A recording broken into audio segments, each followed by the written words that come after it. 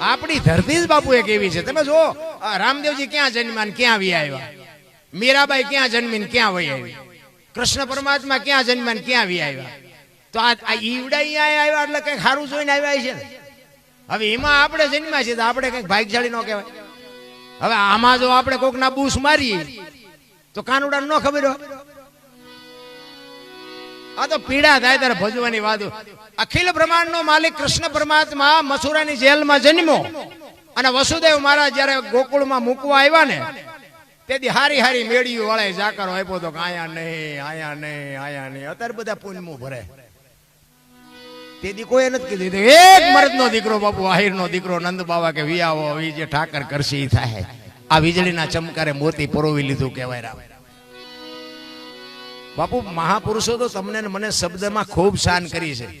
ગંગા સતીની વાણી એવું કહે છે કે પિંડ બ્રહ્માંડ થી પર ગુરુ મારા એનો બતાવું તમને દેશ કેવો હોય છે. કારણ કે આ બધું છે ને નથી સમજાતું ને એને બાપુ ઉપર થઈને જાય છે. આનું મંથન કરવું પડે. 21,600 શ્વાસાનો હિસાબ માર્યો ગંગા સતીએ. 1 મિનિટના 15, 1 કલાકના 900, 12 કલાકના 10,800 અને 24 કલાકના 21,600 થાય. ગણવા હોય તો ગણી જોજો આ ગંગા સતીનો હિસાબ. અને સ્વર છે ને ઈ જ ઈશ્વર છે, બોલે ઈ બીજો નહીં, પરમેશ્વર છે પોતે. અકલ મઠા અવળા મથે બહાર જઈને આ હું બોલું છું તમારા કાન સુધી સંભળાય છે, દેખાય છે? ઈ નથી દેખાતું ને. ઈ જેથી મને દેખાય તેથી પછી હું નહીં દેખું. આ જોવા હાટું થઈને જ આ મચું છું, બાકી મારે તમને કોઈ વેરાગ નથી લગાડવું. આ તો ગંગા હાલી જાય, પીવો ન પીવો તમારી મોજ. બાકી અમે તો અમારી વાણી ઉજળી કરવા સંતોની કૃપાથી કંઈક અમારી બેટરી ચાર્જિંગ થઈ જાય, તમારી થાય ન થાય કાંઈ નહીં. પણ શેડા બરોબર લાગ્યા હોય ચાર્જિંગ થાય, પણ આ સબસ્ટેશન જ ખોટું હોય તો અહીંયા વાંધો પડે. બાકી સમય જીવન હાવ હળવું ફૂલ કરી નાખવાની જરૂર છે. કાંઈ આપણે વજન લેવાની જરૂર જ નથી.